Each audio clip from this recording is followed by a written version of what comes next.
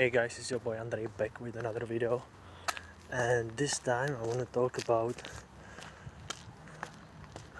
functional addiction and why I think it's worse than non-functional addiction, than addiction that totally destroys you. Why I think that the functional addiction, when you are actually able to, function regularly, normally, do your job, for example, and just to live. Why I think it's probably worse than a destructive addiction. And I think it's because if you have a really bad addiction, very destructive, and it completely destroys your relationships, your work, your financial situation, everything. It kind of like wakes you up, like there's a certain point when you just cannot go anymore. You either die or you stop, you know what I mean? Like when you really hit the rock bottom. And that's kind of like a turning point for a lot of people, and they are capable to actually stop, turn their life around, heal, and become a better version of themselves, maybe even better than they were before the addiction. And they can turn their life into something good, and sometimes they can even turn their experience from addiction into something positive, and it can somehow make them stronger and maybe able to do something with their life, and their life can get some direction, and their relationships with other people can improve, and the relationship with themselves and with God can improve. But if you are a functional addict, it's that kind of addiction that from the outside it seems like everything is okay, and you can go for years, for decades, even maybe your whole life. But this addiction is slowly disconnecting you from other people, from God, and from yourself without you even knowing it. And that's why I feel like it's worse, because I see a lot of people who have this functional addiction, and there is no alarm for them. There is no alarm, there is no warning signs, there is nothing to wake them up. But you can see, if you watch them closely, that these people are very often very lonely, very closed in themselves. Their life doesn't have any special direction. There is no passion for anything. It's just like the surviving, like going from just living your day by day, and just getting by. And like these people, it's like the fire inside them, that spirit, that Holy Spirit is like, it's not really there, and I don't know, maybe I might be wrong, but I think it's just worse, because it's like your life just goes by, and you don't feel the need, you don't feel the urge to change something. But very often these people are lonely, they are single, they are lonely.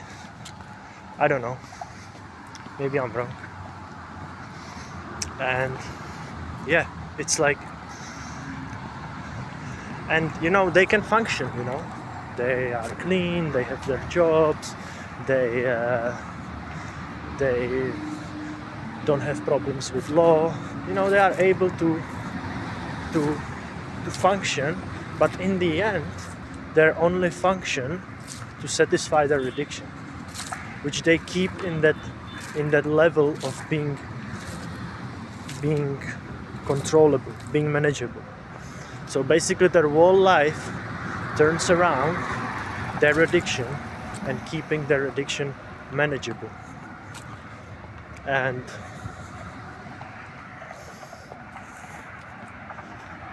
that's a big trap. It's a big trap, because from outside, and even for them, seems like everything is okay, because there are no warning signs, there's nothing really bad happening. But if you look at the bigger picture, and you look at the whole journey, the whole life, you see there's nothing really fulfilling going on. And then they don't really live life, they just live like a shadow of life, you know. And sometimes I believe that the addiction that completely destroys you and you end up really, really bad, you know, and something really bad happens to you and you hit the rock bottom, kind of wakes you up. Like people who are not able to stay functioning addiction, people who are not able to manage their addiction, to control it, like me, in a sense I feel like it's a blessing, because you have to make that choice, you know, to walk free or, you know, to kill yourself. And the people who manage to control their addiction and who manage to stay like normal kind of with their addiction, they don't have to make that choice, and they just go this one-way road, this one direction, and they're missing out a lot on life. That's what I want to say. I feel like they're missing out a lot on life, because these people, okay, they live their life this way, but there is like no passion, no ambitions, no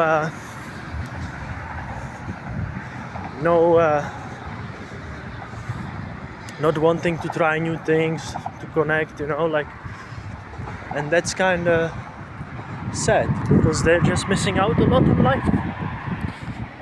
And this addiction keeps them like, you know, it keeps them satisfied enough, you know, to so they don't have the need to look for anything else in life, because they feel like this is it, you know, my life is good, it's okay, it's like, it's alright, you know, I'm alright, I have no problems. And that's like, that's the whole thing. But there is no, life is more than that, than just that, right? Okay, so that's what I want to say. I don't know what's your opinion on that, guys, but I feel like this is quite true, you know. I feel like this is quite true. And you know, I absolutely respect all the people, and I don't have problem with anyone. And I know some functional addicts who are really good people, actually. Like, they are actually good human beings, you know, and good people. But I have to say, I just feel like they're missing out a lot, you know. But the thing is that because they don't have any big problems because of their addiction, they kind of stay blind to it. They feel like everything is good, and they don't really see what's going on. And you know, you can't really explain it to them.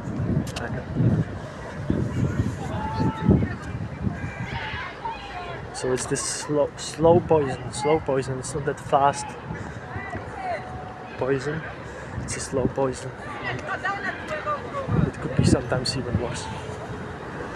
You know? Okay, guys, I think that's it. Thank you very much for watching. Like and subscribe, and see you later. Bye bye.